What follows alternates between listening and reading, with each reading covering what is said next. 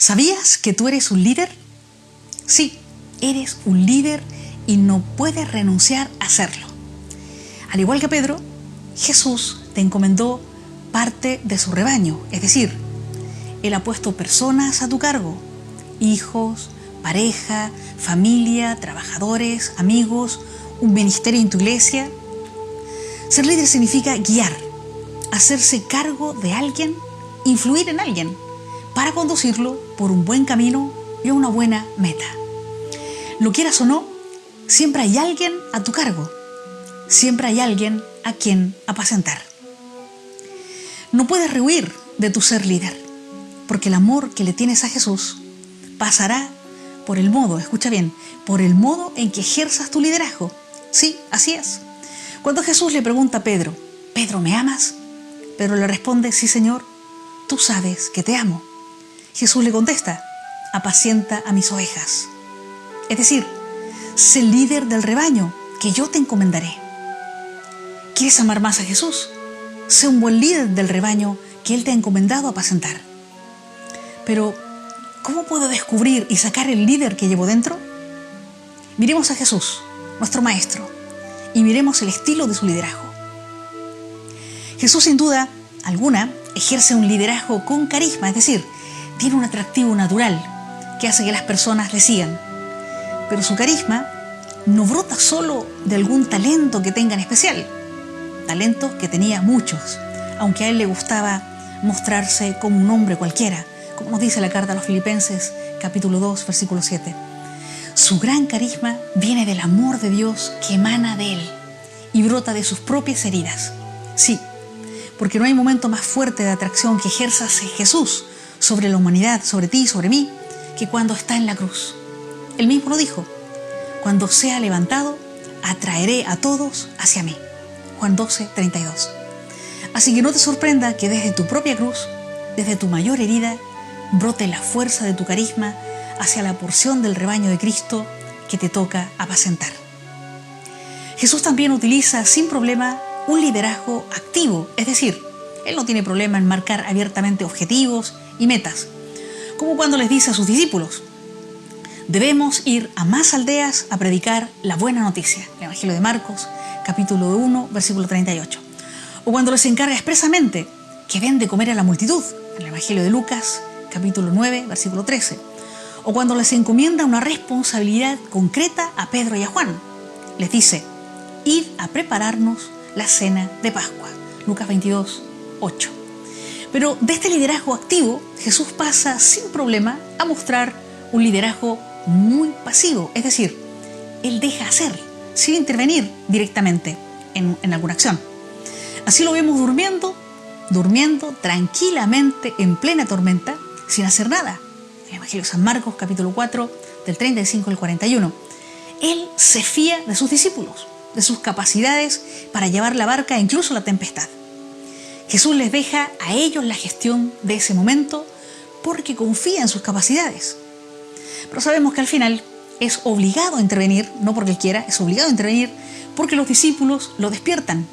La tormenta les hace perder la fe en ellos mismos y en sus capacidades para gestionar aquella tempestad.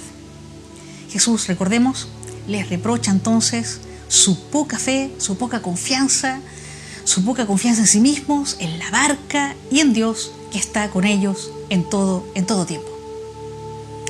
Tampoco Jesús tiene problemas en ejercer un liderazgo participativo.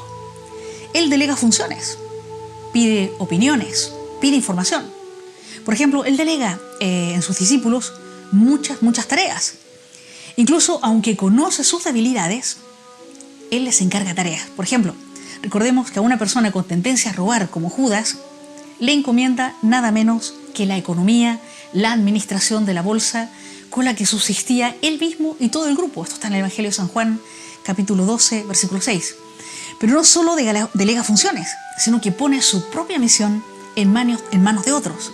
Así envía de dos en dos a sus discípulos a predicar, a curar y a enseñar en su nombre. Marcos 6, 7. O pone en manos de una persona timorata como Pedro las bases de su iglesia. Mateo 16, 18. Es interesante ver a Jesús pidiendo información a sus discípulos. Recuerden cuando les dice, oye, ¿quién dice la gente que soy yo? Lucas 9:18. Y también verle pidiéndole su opinión. Y ustedes les pregunta, ¿quién dicen que yo soy? Lucas 9:20. También te sorprenderá descubrir que Jesús no tuvo reparo en desempeñar un liderazgo más autoritario o imperativo. Es decir, da una orden directa y punto. Por ejemplo, cuando aquel discípulo le dice que tiene que ir a enterrar primero a su padre, Jesús le responde de manera imperativa, deja que los muertos entierren a sus muertos. Tú sígueme. Mateo 8:22. O como cuando le habla a la mujer sorprendida en adulterio y le dice directamente, yo tampoco te condeno, ve y no peques más. Juan 8:11. Así de claro, directo e imperativo, ve y no peques más. Lo mismo tú frente a un hijo que está a punto de quitarse la vida en un puente, directivamente, autoritariamente, si quieres llamarlo así, intervienes, le impides saltar y ya está. No hay tiempo de negociar ni de pedir opinión. Es impactante ver también el liderazgo empático y afectivo que emana de Jesús cuando busca la relación tú a tú con la persona. Por ejemplo, recordemos esa hermosa escena con la mujer que sufría de hemorragias, nos lo narra el Evangelio de Lucas, capítulo 8, del 43 al 48. No le basta a Jesús que la mujer se haya curado, quiere saber quién es decir, quiere ver su rostro, quiere estar con ella face to face, como dicen los de habla inglesa. Su liderazgo empático y afectivo es tal que hasta nota el modo en que ha sido tocado por esa mujer. Pues ante la sorpresa de sus discípulos, que ven que toda la gente lo está apretujando, lo está tocando, Jesús pregunta, ¿quién me ha tocado? Lucas 8:46. Y busca el contacto tú a tú con esa mujer en medio de toda la multitud. Como ves, Jesús escoge cuándo y con quién ejercer un tipo u otro de liderazgo. Así tú también, con la ayuda del Espíritu Santo, sabrás cuándo y con quién ejercer un liderazgo más activo o más pasivo, más participativo o más autoritario, más carismático o más afectivo. Es muy importante que no tengas miedo de sacar el líder que llevas dentro, de desarrollar todos los tipos de liderazgo posibles con el rebaño que Jesús te ha encomendado. Recuerda que no fuiste tú quien eligió a Jesús, sino que fue Él el que te llamó y te eligió. Juan 15:16. Y al igual que David, seguramente te sentirás más frágil y más pequeño que muchas de las personas que te rodean. Pero Dios ha puesto su mirada en ti y te ha encomendado ser pastor y liderar, apacentar su rebaño. Quizás la historia de David sea también la historia de tu liderazgo.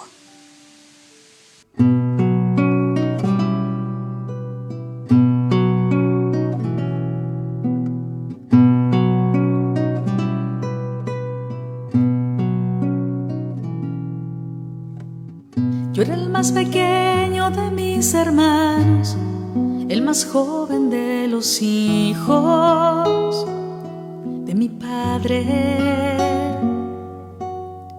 y me estableció como pastor y jefe de su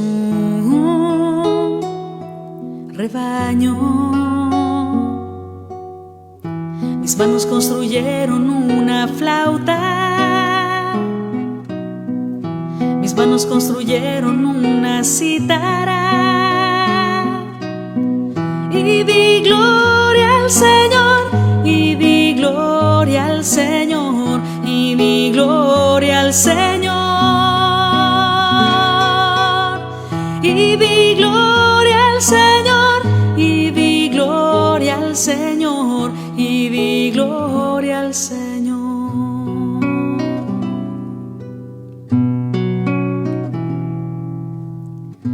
Envió a su profeta para ungirme, a Samuel para hacerme grande. Mis hermanos salieron a su encuentro, de buen tipo y de bella presencia. Eran de gran estatura, eran hermosos sus cabellos, Dios no los escogió, Dios no los escogió, Dios no los escogió.